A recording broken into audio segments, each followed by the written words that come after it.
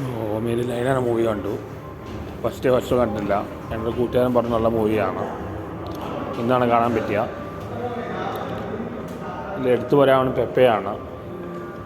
പെപ്പയുടെ football ആനപ്രബിൾ world cup ഞാൻ നല്ല review കൊടുത്തതാണ്.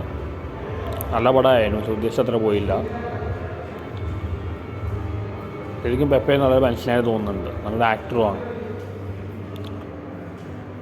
അങ്കമാലിയുടെ ആസിലൂടെയൊക്കെയാണ് വന്ന നല്ലൊരു മനുഷ്യനായിട്ട് തോന്നുന്നുണ്ട്. എന്നിട്ട് ഏത് നാട്ടിൽ അങ്കമാലി അങ്ങോട്ട് ആരാവും. നല്ലൊരു മനുഷ്യനായി തോന്നുന്നുണ്ട്. മനുഷ്യത്വമുള്ള ആളായിട്ട്.